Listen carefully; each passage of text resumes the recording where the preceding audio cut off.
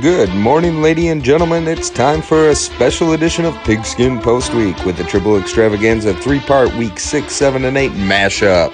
I'm your host, Uncle Fester, and we got a great show for you. What a week of football throughout the week 6, as there were several major upsets.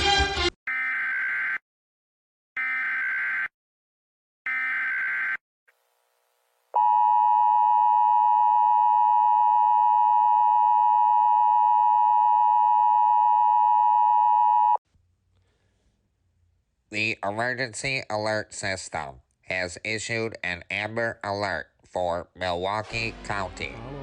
Major Harris, black male, age 3, 3 feet tall, brown hair, brown eyes. Last seen accompanied by.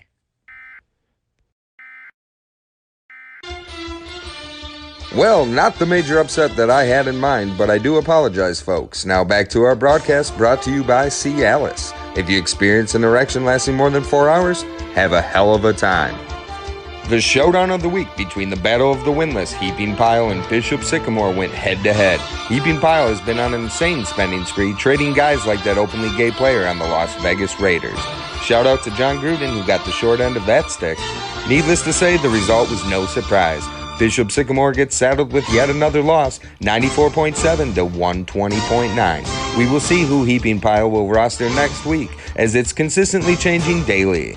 The next highlight matchup of the week was at the opposite end of the totem pole. It faced off between Really Christine and the undefeated Dumpster Fire.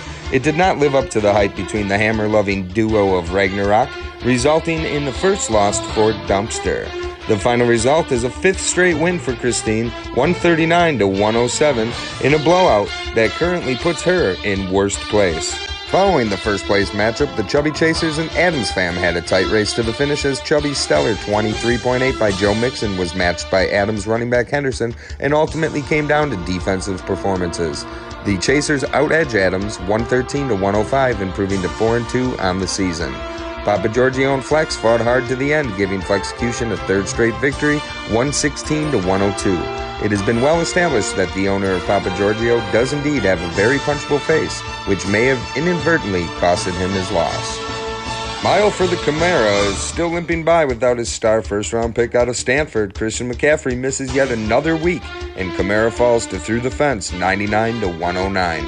The last week 6 clash that was featured between Fresh Prince and Fournette, well, let's just say the towel was indeed thrown after not making it to the final bell, as Fournette falls to Will Smith's Bel Air throne, 133 to 140. Things really heat up in Week 7 as Kamara, who claimed his roster was in trouble and desperately wanted to part ways with his second-rounder Mike Evans, proved to be just strategy as he demolishes Really Christine 182. That's right, you heard me, 182, which is the season team high of the entire league, to Christine's 115. This guy had 11 total team touchdowns this week and will continue to be a force to be reckoned with. Still battling for his first win, Bishop Sycamore travels to the Flexecution, who happened to not even commute to work this past Sunday.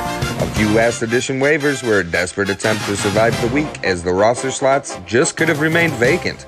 Justin Fields and Chicago's defense combined for less than a single point. I haven't seen play that bad since Ray Finkel's Laces Out blown game winner for Miami back in 1983's Super Bowl 17. Sycamore finally gets into the win column, 92-65. The Dumpster Fire blows his 2nd straight game, falling to the Fresh Prince 92 to 149. Hilaire really had some clutch play out of his defense and tight ends this week, which ultimately sealed the deal. Heaping Pile goes on a back-to-back tear as he produces a season-high 136, defeating Adams fam's 95. One thing to watch is Devontae Adams' status for this upcoming Thursday is up in the air, as COVID is to blame. This, however, is great news for fellow wideout Randall Cobb, who currently trails in the touchdown column 2-3.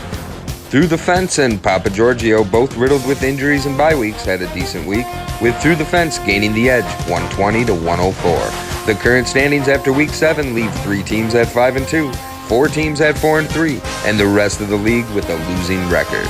The 8th place Bring a Towel limped in against the Chubby Chasers with his top 3 on bye and still manages to pull off a victory. This one came down to a single reception as Fournette gains a much-needed win, 109.44 to 108.98, with the slimmest margin of victory so far this year, even slimmer than Macho Man Randy Savage snapping into a gym.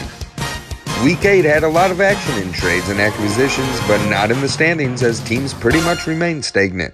Really Christine slips past through the fence and remains in first. However, her hopes and dreams may have gone up in smoke as her workhorse running back Derrick Henry will remain permanently on the shelf after suffering a season-ending foot injury that will require surgery. Kamara is on the up and up as he wins his second straight with a narrow margin of victory, 124 to 120 by Fresh Prince.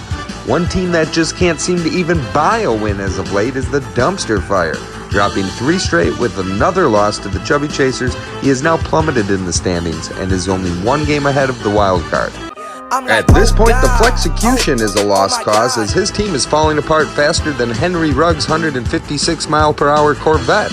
As he falls 80 to 87 against the Addams fam, the Raiders showed no signs of hesitation as they released Ruggs almost simultaneously to his criminal charges.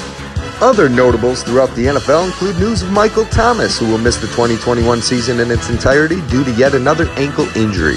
Saquon Barkley will remain sidelined through the Giants' Week 10 bye, and Simone Biles influences Calvin Ridley to step away from football due to mental health issues. Sycamore upsets Papa Giorgio 109 to 99, while Fournette knocks off Pyle thanks to a pair of touchdowns by Randall Cobb, who regains the lead from Devontae Adams in touchdowns 4 to 3.